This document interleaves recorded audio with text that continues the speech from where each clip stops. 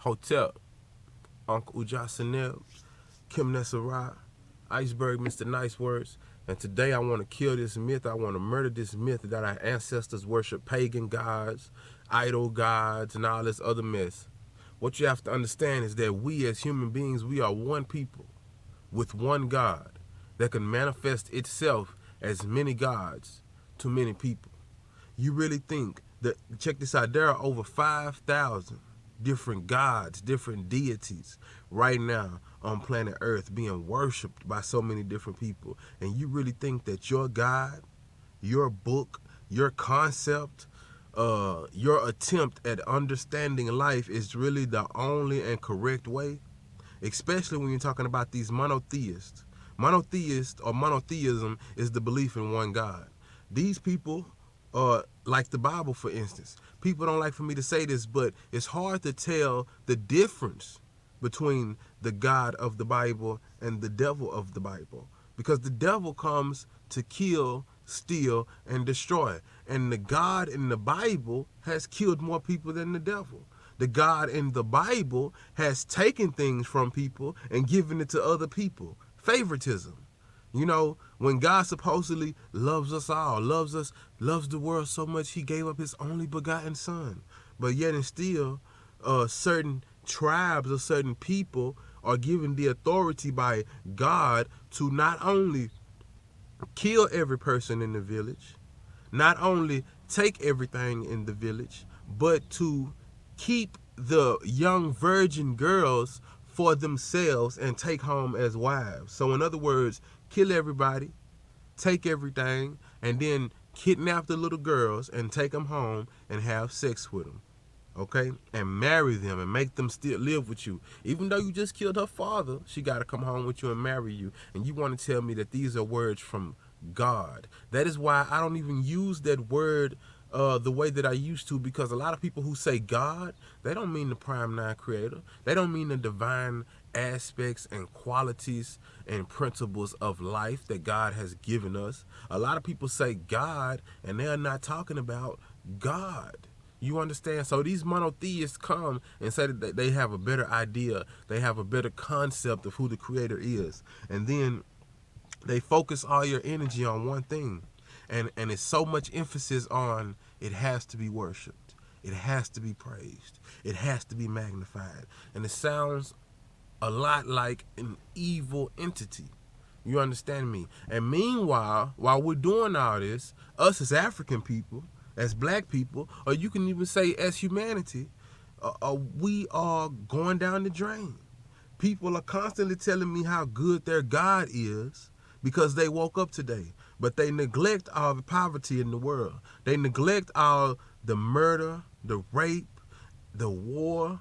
They neglect all the negativity in the world, and they live in this childish mind state that just because they woke up today, their God has been good to them. You understand what I'm saying? So we have to get off that concept. Now back to what I was saying about one God with many people. I mean one people with one God that manifests itself as many gods to many people.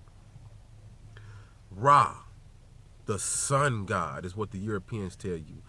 Ra is not a god. We know as African people, our ancestors, they knew as African people, all of this is written on the wall. Ra is not a god. We know that.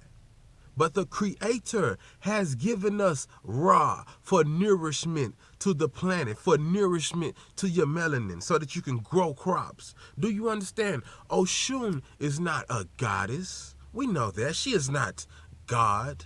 But God has given us Oshun. He has given us love. He has given us water. He has given us that patient feeling of kindness and genuineness in our heart. You see what I'm saying? Oya is not a goddess. We know that she is not God, but she is an aspect of God. The way that the wind blows and the different things that the wind can do for us. Just like just like people use wind power generators. Or you make a sail on the boat and the wind catches you and pushes you. That wind is a divine force. So these things that you are calling gods and goddesses, Oya is like gravity. Ra is like gravity. Horus Heru is like gravity. He don't give a fuck if you think he real or not. He still exists. You saying Ra ain't real. You saying this is a idol worship, an idol god. You see Ra every day. He gonna rise whether you like it or not, because Ra is a principle of life. Ra is not some god in the sky with an eagle head and all this whole different type of stuff. That is only symbolic of zoomorphic energy. You have to understand, like Heru, the original son of God, born of Virgin Mother Set. Heru is not a god. Heru is not the god. We know that. But Heru symbolizes the birth of righteousness, the birth of divinity being birthed in this three-dimensional plane or this earth realm that we live in. So in other words, you are Heru. You are Jesus. These are not gods. We have to get off of that. So there are no gods and goddesses. That is a concoction and a mistranslation given by the European. When you study the Medu Neter, when you study the ancient language of the Dogon, of the Tasseti, of the Nubians, of the Ethiopians, of the Kemetic ancestors, there is no word for angel. Okay? So any divine principle or any heavenly being is called a god or a goddess by the white man when he comes in to look at our way of life. And he takes all these principles and he divides them into two, God and the devil. Set, the ancient god of ancient Kemet, Set is just the principle of ongoing energy, ongoing fight. Set will always fight. Set is like your immune system. If your immune system stops fighting, you done for, my brother. There is an energy within you that is always fighting the opposing force. You understand? And there is an energy within you that is always trying to rise to get you to do the wrong thing, because there will always be duality within the mind of the man, because the man is not perfect. You understand what I'm saying? So all of these different things are just principles, divine principles of life. Oya represents the wind. Whether you believe in Oya or not, whether you say she's a goddess or an idol god, the wind's still gonna blow every fucking day, bruh. Because she is a divine principle set in line by the Neteru. The Neteru simply represents nature and God in every form, in each and every way that you can possibly imagine to express God. Okay, the Europeans do not express God in these such manners. The Europeans express God from one angle. He's a man in the sky. Do you understand me? You worship a man. You don't worship gods or goddesses or the creator in a divine state. You worship a man. We even say, I'm saying prayers to the man upstairs. I'm hoping that he bless me today. It's only one man that I need. That's the Lord. You worship a man, whether you like it or not. And the only reason you worship that man is because the deities that kept us, the deities that showed us the way, the deities of our ancestors, you have forsaken them. You have forsaken them just because the slave master told you, I have a better idea. We are the monotheists and we believe in one God. And those Africans are devils. Okay, let me tell you something. Nobody in ancient Kemet, nobody in ancient Africa, nobody in ancient Tasseti, nobody in the ancient land made those Europeans believe what we believe.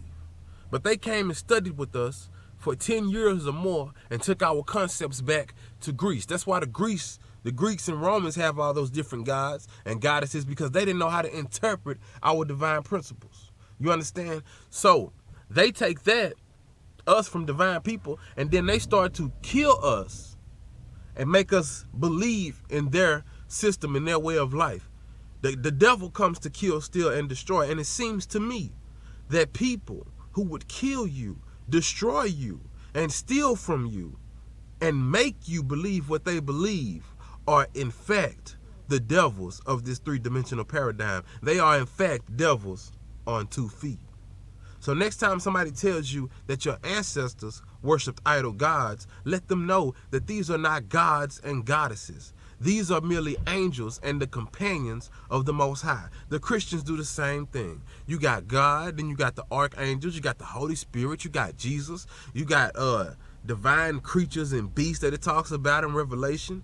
They do the same thing, but they just renamed it and gave it back to you in their form. Now when you see the original divine principles of ancient Africa, you believe them to be pagan gods. You believe them to be idol worship. There is no such thing as idol worship, because even in your Bible, even in your Quran, you still give praise and glory to different angels. People even pray to people who have died as their guardian angels. Do you know what that is? That is ancestral energy.